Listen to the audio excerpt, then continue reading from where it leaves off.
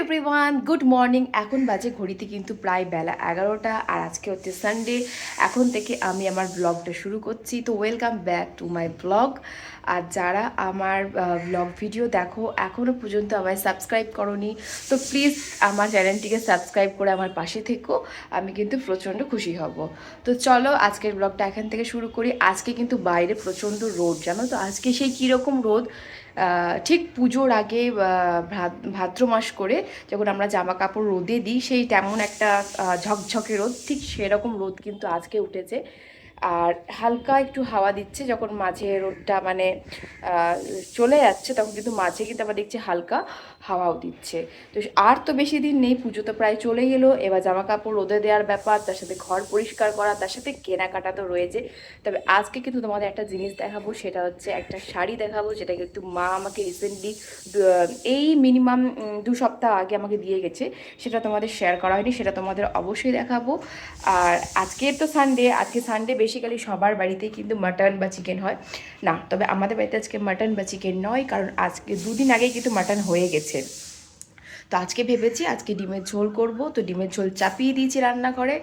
আর basically যা রান্না ছিল আমার শাশুড়ি মা উনি করে নিয়েছেন অলরেডি, এই লাউ বা অন্য তরকারি যাই হোক, মোটামুটি তরকারি রেডি হয়ে গেছে। আমি শুধু করার মধ্যে ডিমের ঝোলটাই আছে, ডিমের ঝোলটা করে নেবো, ব্যাস হয়ে যাবে। তো চলো তোমাদেরকে একবার দেখিয়ে দিই।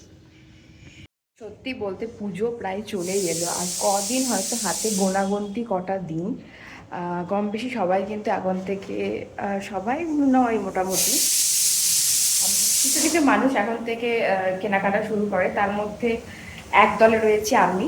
আমার তো কোনো ঠাই ঠিকানা নেই, আমার যখন খুশি যখন মনে আমি তখন মানে কিনে ফেলি আর কি, দুমদাম করে। সেটা তোমাদের দেখাবো। তো পেছনে কিন্তু আমার ডিমের ঝোল চাপিয়ে দিয়েছি, আর পেছনে বাবা একটু সবজি করা ছিল বাবুর জন্য, আর ভাতটা সব হয়ে গেছে। এই যে এখানে বসিয়ে দিয়েছি ডিমের ঝোল, একদম ঝাল ঝাল করে আজকে করছি কিন্তু ডিমের ঝোল। ডিমের ঝোল আর এদিকে কিছু মোটামুটি রান্না যেটা ছিল হয়ে গেছে, এটা হয়ে গেলে আমার প্রায় হয়ে যাবে।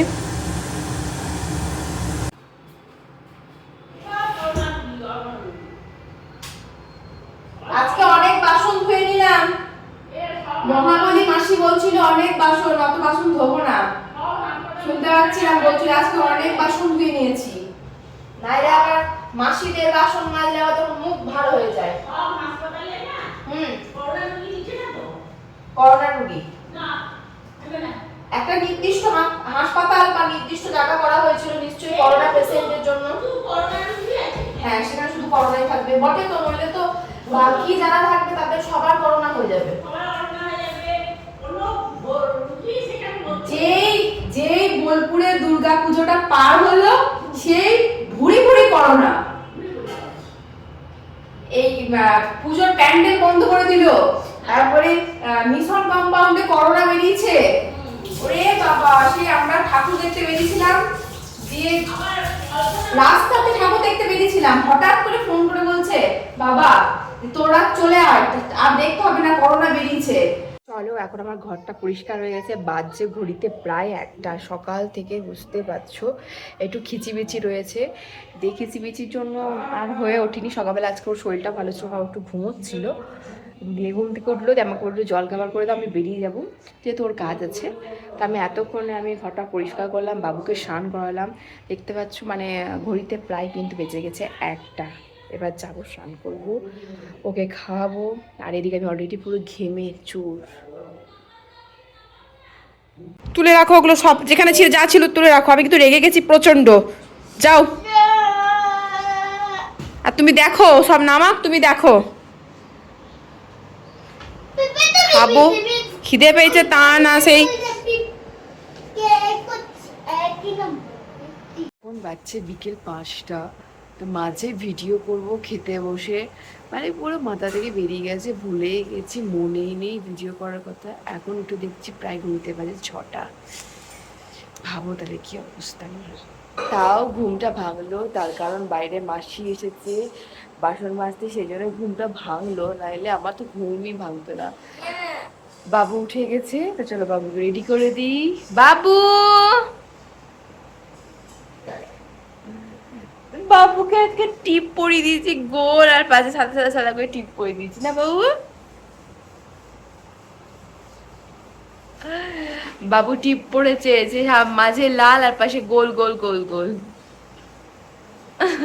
ঘুমিয়ে গেল, ঘুম পাচ্ছে। তো চলো ওকে রেডি করে দিই। তো চলো, এখন বাজে কিন্তু ঘড়িতে প্রায় সন্ধে 6টা। সন্ধে বাজতে না বাজতে আমি চলে এসেছি ওপরে ছাদে। দেখতে পাচ্ছ সূর্য মানে প্রায়, সূর্য মামা প্রায় ডুবু ডুবু। আর এইদিকে আজকে যেহেতু আমার শাশুড়ি মা নেই, মা নেই, উনি নেই, সেজন্য আমায় সন্ধেটা জ্বালতে হবে আর কি। এবারে উনি থাকলে কিন্তু সচরাচর আমার সন্ধে খুব একটা জ্বালতে হয় না, কারণ আমাকে পুজোর সেরকম কোনো চাপ দেয়নি। পুজো বা সন্ধে জ্বালার কোনো চাপ নেই, আমার রান্নাবান্নাটার একটু চাপ বলতে গেলে। তো চলো এখন সন্ধেটা জেলে নেবো। আসলে কি হয়েছে, আজকে দুপুরবেলা এত মাথা যন্ত্রণা করছিল, যার জন্য আমি মানে দুপুরবেলাতে ভাবলাম যে কি একটু ভিডিও করব, যাই হোক মানে মানে ভুলেই গেছি। আর যখন মানে ঘুম থেকে উঠছি তখন দেখছি ঘড়িতে বাজে প্রায় 5:30 কি 6টা। তো মাসি এলো, দিয়ে মাসি যেহেতু এলো সেহেতু মাসির বাসন মাজা, কী বলে বাসন মাজাটা শব্দ, মাসিরা তো মানে ভীষণ জোরে জোরে শব্দ করে করে বাসন মাজে, দিয়ে সেজন্য ঘুমটা ভাঙলো, নাহলে কিন্তু আজকে ঘুমই ভাঙতো না। দেখতে পাচ্ছি চারিপাশে কিন্তু সবারই সন্ধে জ্বালা হচ্ছে, আর কিন্তু শাঁখেরও আওয়াজ শুনতে পাচ্ছি। তো চলো আমিও কিন্তু সন্ধেটা জেলে নিই। হরে কৃষ্ণ কৃষ্ণ কৃষ্ণ কৃষ্ণ হরে হরে, হরে রাম হরে রাম, রাম রাম হরে হরে।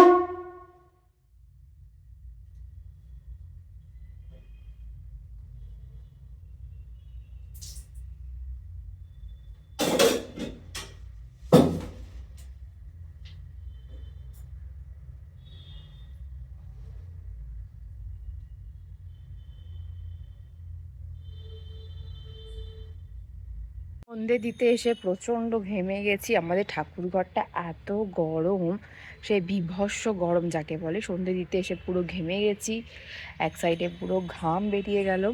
আমার কিন্তু খুব ভালো মতো সন্ধে দেওয়া হয়ে গেছে, দেখতে পাচ্ছ মানে পুরো অন্ধকার অন্ধকার চারিপাশটা। তো চলো, আর ওই যে দেখতে পাচ্ছ একটা তারা, দেখতে পাচ্ছ আমার মাথার উপরে একটা তারা এখনো জল জল জল জল করছে। চলো রাত হলে খুব খুব ভালো মতো বোঝা যাবে। চলো, সন্ধে জ্বালা হয়ে গেছে খুব ভালো মতো। তো এখন আমার এই যে সময় হলো, এই যে এটা নিয়ে এলাম, এটা নিয়ে এসে খাবো। তো তোমরা যারা বলো সন্ধেবেলা, সন্ধেবেলা বলতে বেসিক্যালি সেটাকে সন্ধে 6টা বোঝায় বা 6:30 বোঝায়, কিন্তু আমার সন্ধেবেলা বলতে রাত 8টা, রাত 8টার আগে কিন্তু আমার সন্ধেবেলা হয় না।